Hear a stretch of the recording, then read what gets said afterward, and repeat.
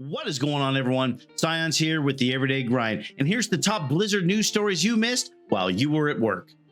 Diablo Immortal dropping on June 2nd, and less than a week away. Don't forget, this is a beta client, so there's going to be a lot of changes, hot fixes. Right now, crossplay, not a thing as far as mobile and PC. It's a little tricky to get around. I'm sure there's a fix coming. They're just trying to get their feet under them, but they did have some global release times. Let's take a look at those.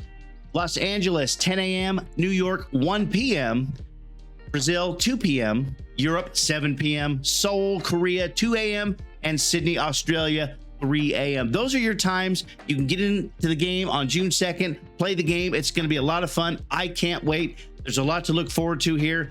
Don't forget, these are the times that you can start playing the game. As a side note, here's some additional release time and date options. Diablo Immortal available to the rest of Asia Pacific regions on June 22nd. That's going to be kind of a big deal. So those of you in the Asia Pacific region, you're going to have to wait just a bit longer. And if you are as excited as I am about Diablo Immortal, you can now download the client on your PC. It's ready to go. Just go in to add a favorite game. Diablo Immortal's there. Install it. Let's get ready to play. A full list of Diablo Immortal compatible controllers is listed on Wowhead. Go ahead over onto Wowhead and check it out. Here's your listing right here.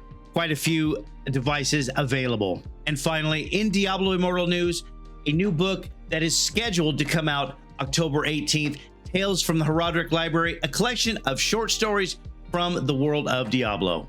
World of Warcraft patch 9.2.5 dropping next week, May 31st. Season 4 a little later in the summer.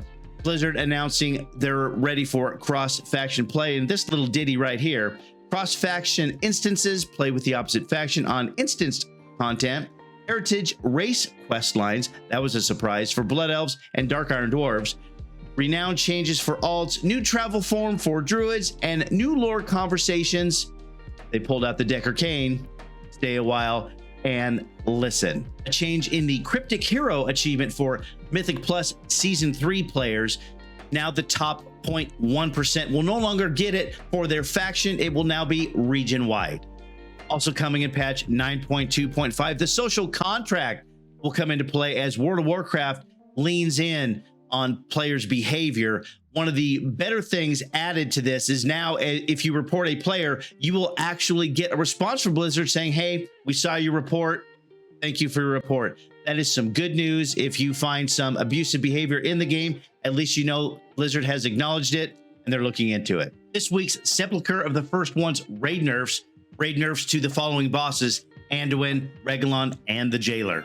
With release of the patch 9.2.5, ahead of the curve achievements and cutting edge achievements will still be available, at least until Season 4 rolls out later this summer. Players got excited when they found an option for cross-faction guilds on the PTR in patch 9.2.5. However, that has been confirmed as a glitch. Ian Hazacostas clearly stating that cross-faction guilds may be a thing, but later in Dragonflight. Mythic Plus Season 4 announcement for dungeon rotations is as follows: Tazavesh, Streets of Wonder, Tazavesh, Soleil's Gambit, Lower Karazhan, Upper Karazhan, Mechagon Junkyard, Mechagon Workshop, Iron Docks, and Grimrail Depot. And the final news story for this week, Activision Blizzard's Raven Software passing a union vote 19-3. They will be unionized and a union shop very soon. I'm sure there's more details to come.